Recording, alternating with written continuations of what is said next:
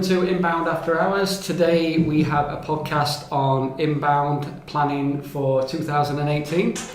Okay, and Andrew is the main host today. This is your domain. Wow. Yeah, this is me. So hopefully you can add a load of value to the listeners. Yeah. So let's kick this off with our first question. If we want to get up and running inbound marketing 2018, where should we begin, Andrew? Well, now, really. So timeline-wise, start sort of now, because we found a lot of people that you might be, being to HubSpot and be thinking, I'll wait till Jan, get my budget signed off, hit the ground running next year. We found when you do that, just with what's involved with the prep and the nature of inbound marketing, you're going to struggle to see results in your first 6 months. So we always advise now is a perfect time because you've got 3 months of the year left less now, 2. Mm-hmm. But you can get all your planning done, get HubSpot set up, get all your audits, your strategy done, and then 1st of Jan you'll come in and actually start creating content. You might be able to get stuff created now. The more you do this side of the year, you're going to be ahead. So definitely start now, start your planning, and that all starts with looking at what you want to achieve, which you can go through. Okay, so hit the ground running. Do you agree with that, Ricky? Yeah, I mean, obviously I'm on the sales side of an agency, so I have a lot of conversations this time of the year about people wanting to get started in January. It's a common theme. And like Andrew said, most people make the assumption that let's start 1st of Jan, but you're wiping off Q1 really in getting started. Yeah. Your first quarter's results, which would be Q2, will be your lowest results. So you're really halfway through the year before you start seeing some traction. So our process goes, we'd spend a month on strategy, then we'd spend a month on setup, then we'd go into our ongoing deliverables. So now is actually a good time, because if you took November to do your strategy, got everyone around the table, talked about buyer personas, buyer's journeys, did your keyword research, everything that you need to do in an inbound strategy. Got that ready with everybody before people start going away for December as well. Then you've got December to get it all ready. So you'll need to get your automation software set up, if that's HubSpot or whatever you choose to use. Get your ads accounts ready if you're going to use ads as part of your strategy. Optimize your social media channels, make sure your blog's set up and responsive, make sure you have a landing page. So December can be your tech setup month, and that's quite a good time to do it because it'll be quite quiet in most industries. Then you can, when you come back after your holidays in January, just hit the ground running. You've done your strategy, your accounts are all ready to go. So I actually quite like starting 1st of November. I think it works really well. It's a good time as well for inbound education and getting your team on board, getting the whole company aligned for the new year from a marketing and sales perspective, just getting people in a room, building out your personas. Depending on what industry you're in, you might be a little bit quieter in December before everyone gets away. They might have a little bit more time. They're reviewing the year, looking ahead to next year. It's a really good time to sort of do that review, decide how you're going to do it differently, and grab people. You're going to come back in January if you want to start. People have got a full inbox, they've got their own, and set in their own minds what they want to do, so It's a valuable time now. You're definitely going to get your jump on your competitors if they're all starting 1st of Jan. You're starting 1st of November, you're going to notice a big difference in what you get out of 2018. Okay. No, thanks for that, Ricky, as well. I mean, you've just sort of quickly talked through the setup and the strategy. Where should we start with our first campaign? What should it look like, and how do we plan it? Just a bit more detail. Yeah, so the way we normally do, the very first thing is the strategy phase. That all starts with analysing your current marketing, or looking at what you've currently got going and trying to build it backwards into a bit of a marketing and sales funnel. That will give you, if you know what you need to generate, how many sales you need to make, what the conversion rate is at each stage of everybody involved from sales to marketing, you can build that out, and you'll understand right at the very top how many views to your website you need to get that, if everyone else holds their end of the bargain. It's the way we normally do it with clients. It quickly will show it'll give you a rough idea of how many blogs I need to be doing, how many emails I need to be sending, how many meetings do I need to be organising, so you can sort of think, this is how busy my calendar's going to have to be in the new year. Once we've done that, get that agreed, you sort of set some goals and targets. That'll quickly, again, give you a bit of a reality check of like how big a job you know. Most people, we've probably talked about this on the podcast before, is inbound's cool, you know, I'll write a blog a month and we'll get around to doing a white paper at some point, and it's a bit of a shock sometimes, isn't it? Yeah. So again, a good time to do it this side of the year rather than coming back after Christmas with a full belly thinking, oh, I've got to do 20 blogs a week now. Yeah. Like, you're going to, you know, speak to everyone, get everyone on board, get all your information. So if inbound's going to go wrong, it's because you've missed that phase out strategy, isn't it? And you've just gone, right, I'm ready, I'm going to start blogging today, it's Monday. Yeah, that what never am I going to write about ends as well. And if you're thinking, what am I going to write about at any point, you've done it wrong. Yeah. And you're going to miss the mark. It's likely you haven't done persona research, which we always talk about. It's critical to everything. You're going to miss the mark. So taking that month to do strategy.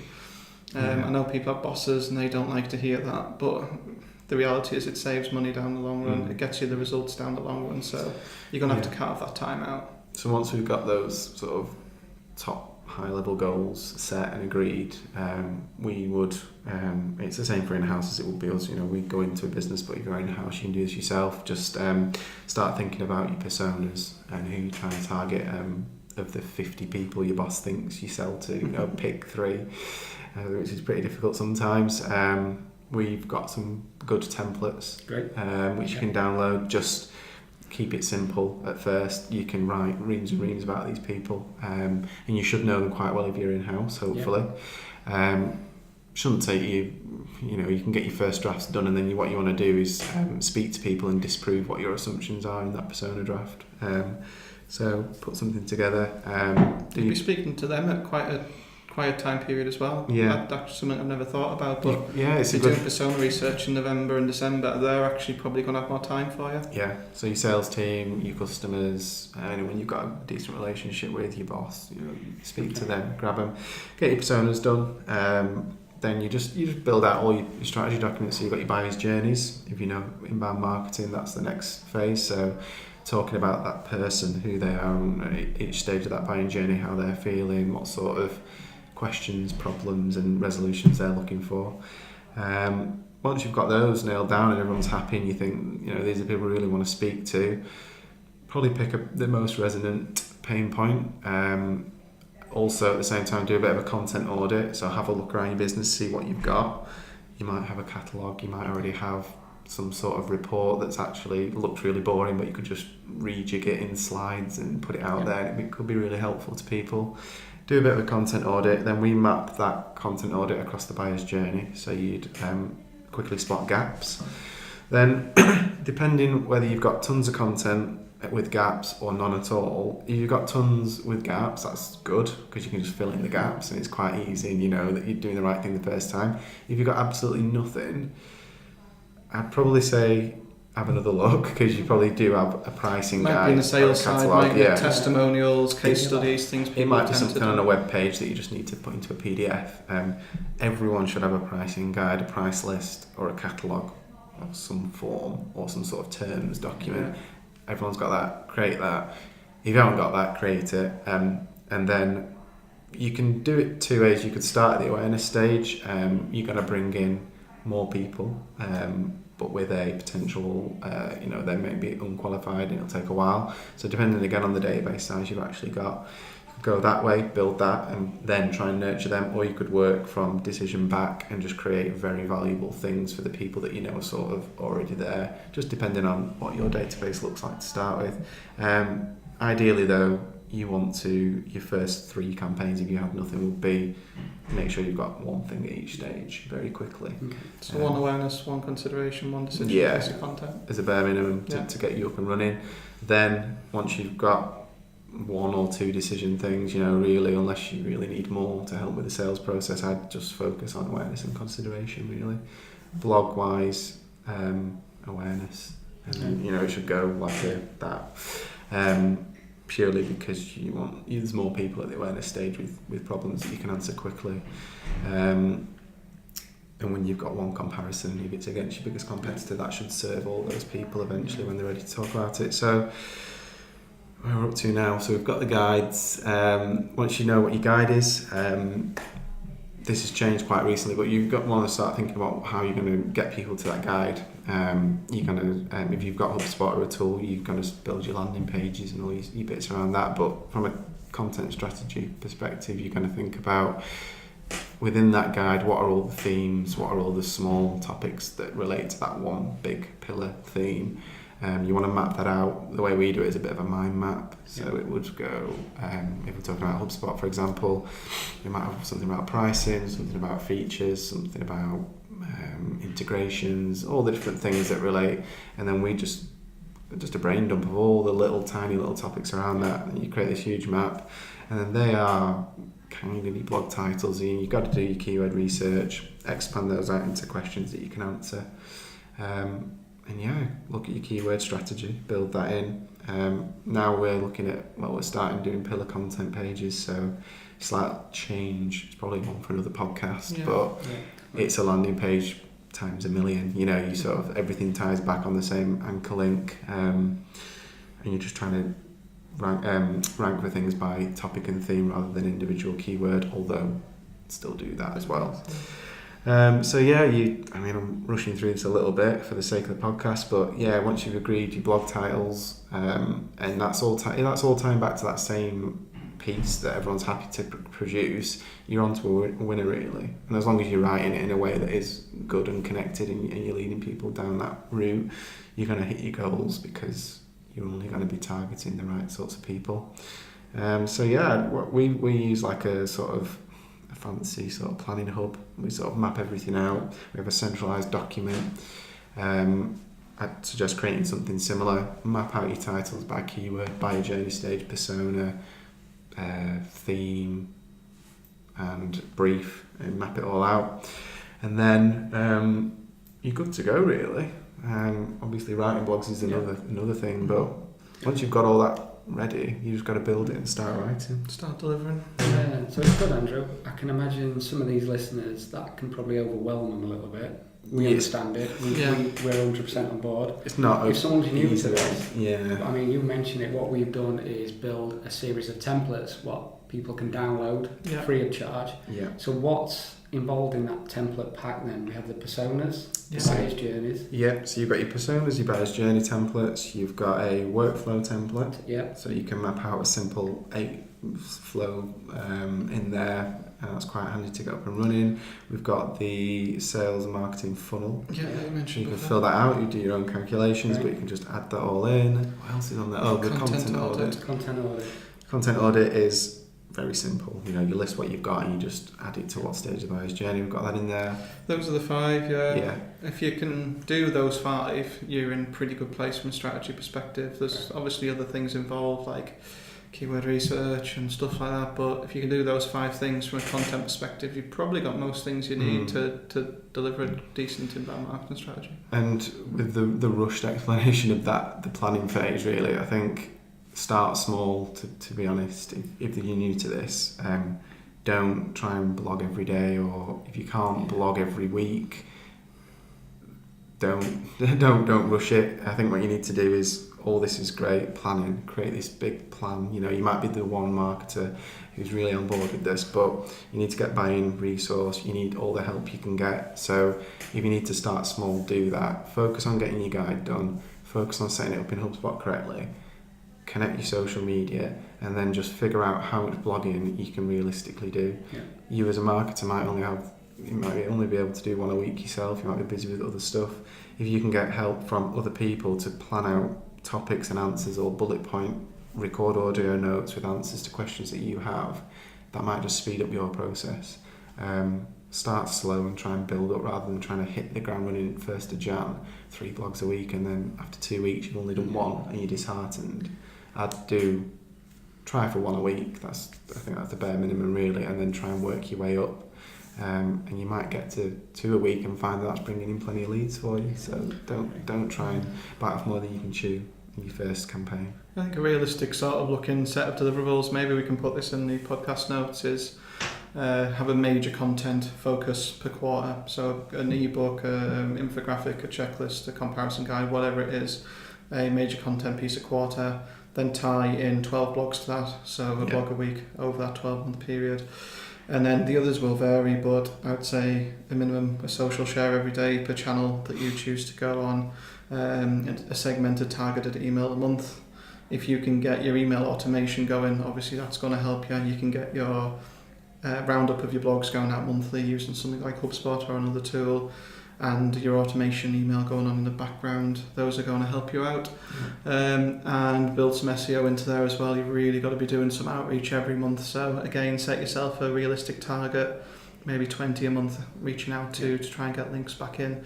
That's going to help you rank for those short tail keywords, the money keywords that your boss wants to rank for, but it's also going to help you rank your blogs, which is really important, because if you're sitting writing blogs and the titles aren't ranking anywhere, it's not going anywhere. So carve some space out for that. But I'd say that's a pretty minimum plan that if I was getting started with inbound, I've not done it before, those are the sorts of deliverables I'd be setting myself. Yeah.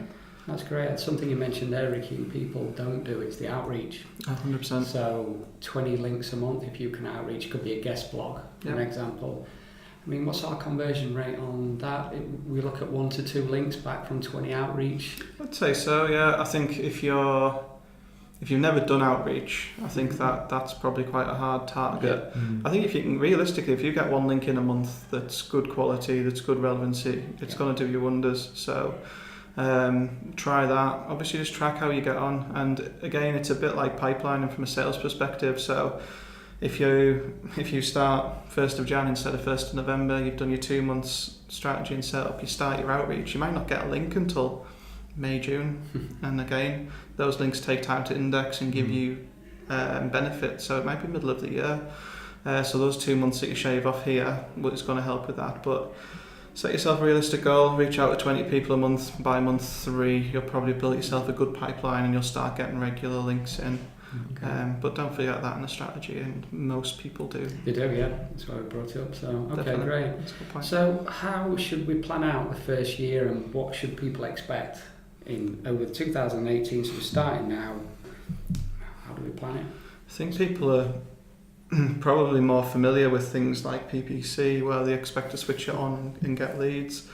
Anyone who's done SEO or social or anything like that will know that organic inbound's a bit of a long game. And I think that's really important when you're pitching inbound, trying to get buy-in internally to your boss, that you don't give yourself any false pretenses about how this is going to go. You're not going to start an inbound plan now and be getting dozen more leads than you're getting now by Jan, Feb. Yeah. You've really got to, I mean, we always say, look, write off the first 6 months, and you're not going to get anywhere or anything, but don't hang your hat on it. You're going to get incremental increases every single month from a traffic and leads perspective, but your real curve, when it's going to have a big impact on your business, I'd say average is about 9 months. 9 months of deliverables. So by the time you've done 3-quarter plans, like Andrew said, if you're new to inbound, quarter 3 is the time that you've got an awareness, consideration and decision piece of content anyway. So it's the first time you've had full funnel marketing to start with. But I'd say 9 months is pretty normal. Sometimes it's earlier, sometimes it's 6, sometimes it's later, sometimes it's like 12, but I'd be looking to try and get traction around the 9-month point. I think I'm just listening and thinking that's really hard for an in-house marketer to sell that, and I feel that as on the agency side. So I think if you're thinking, I haven't got any chance, HubSpot's quite pricey, it's going to cost a lot of money to get this a year in. I just think of your campaigns and try and just demonstrate the value to the company, whether or not you're building a knowledge base, building out an FAQ, something that can help the sales team. The guide that you create could be a really good sales tool. So you might create that in your first campaign, knowing full well that organically this isn't going to get traction for another 6 months, but I'll print it out. The sales team will all get a copy, and then when they're out doing what they do, that's going to help them.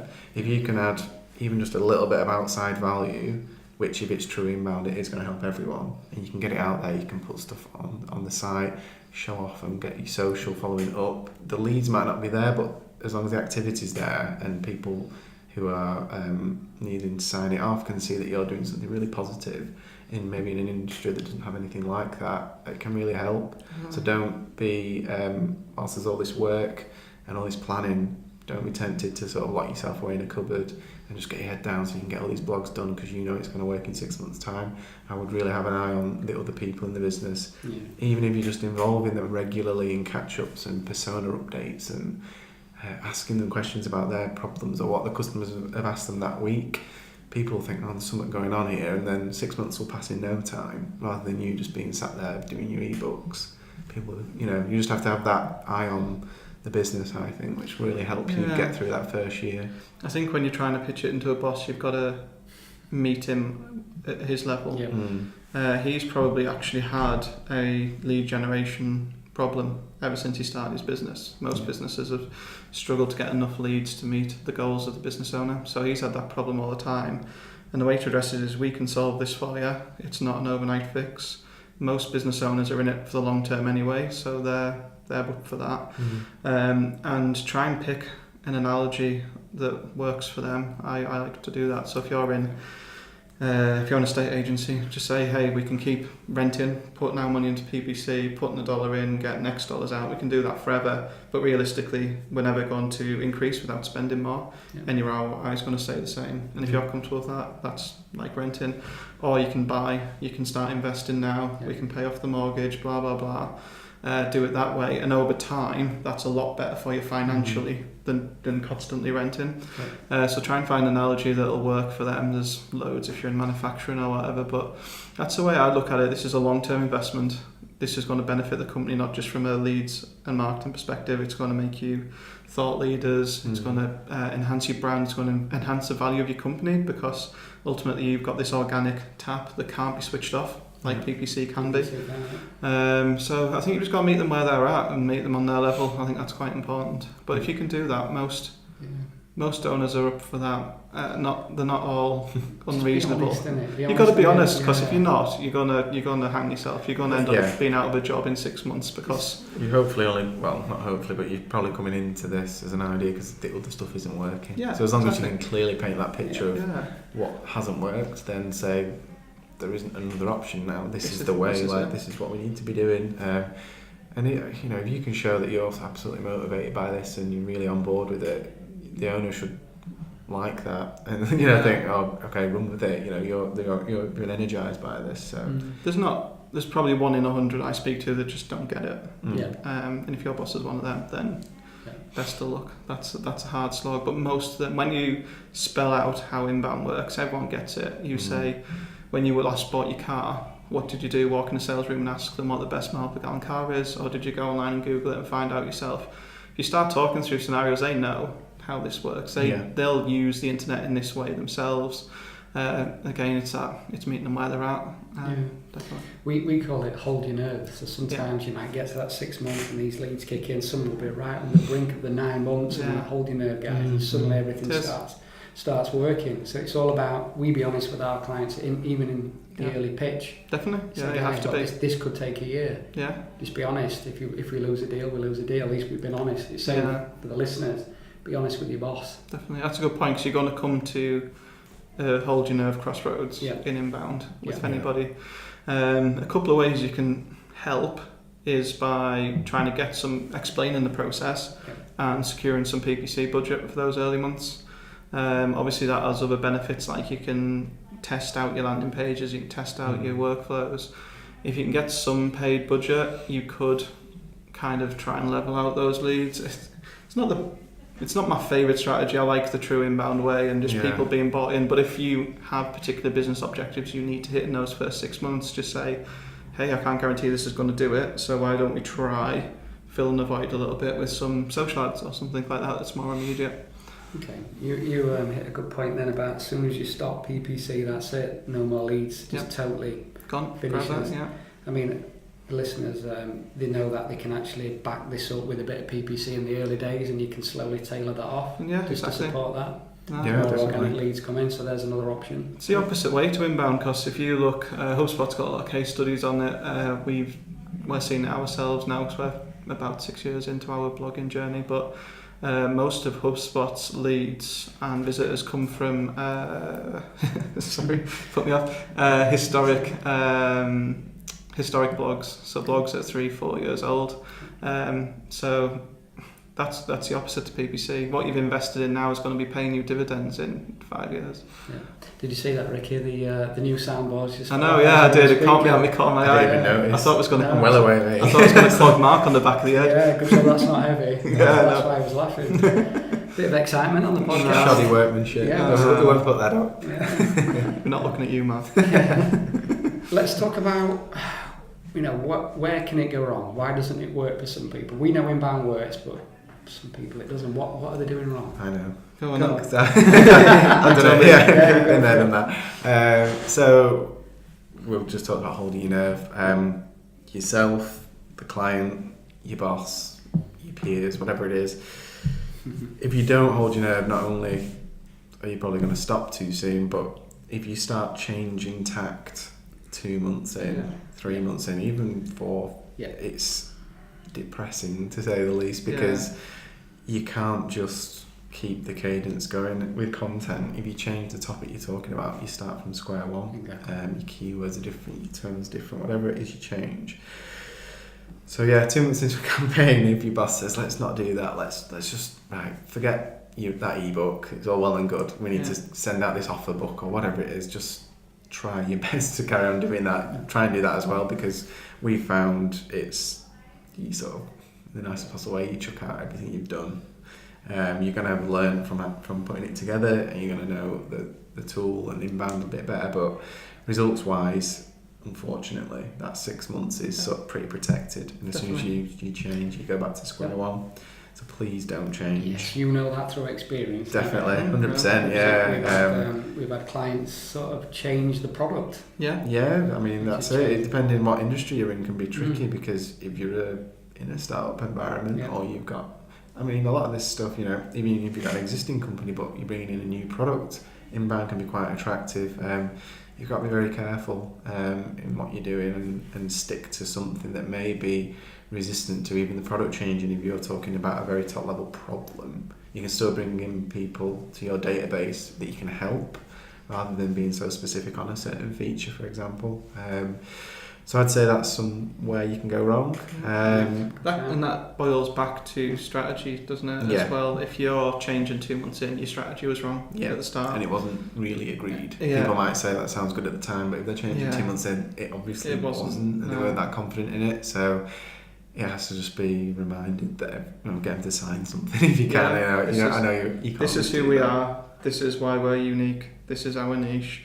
This is how we're going to talk. This is going to be our content. And stick to it. Yeah. Businesses need to change, but the important bit is if they're going to change, everyone's on the page that look, we're starting again. If they have to change, when is the best time?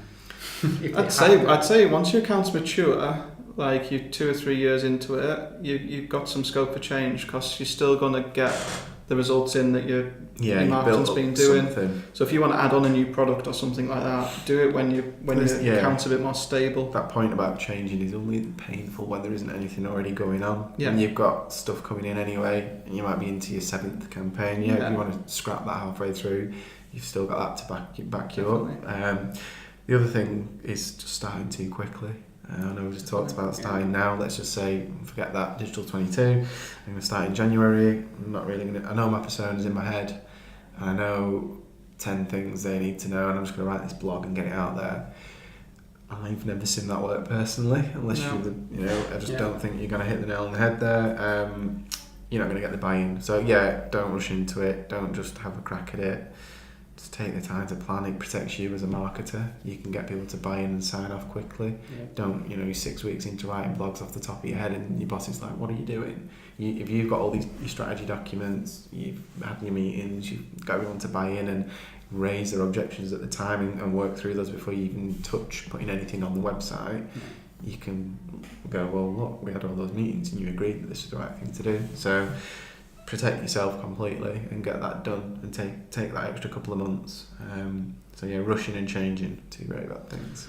I'd say also another area I see people going wrong is underestimating the workload big time, because if you're if you're one person in a company, you can I don't know. I was going to say you can probably do it, but I don't think you can. You can. I don't think you can. We've seen it. Yeah, we work with in-house marketers, and obviously people do varying levels. And sometimes we get them saying, "Oh, I'll do that," and it doesn't get done because you're getting pulled all over the place. And the learning curve as well. It's big, and there's too many hats as well. Like if you're going to be really good at designing emails, coding out landing pages and emails, writing copy, doing SEO, doing PPC, doing social, doing analytics. One person doing all that is a very, very special person. Well, would hire him if we And normally you're either good at the creative side, you're good at the analytical side, you're good. They're very different skill sets. So I think that's hard to. And don't put that pressure on yourself if you can help it. Like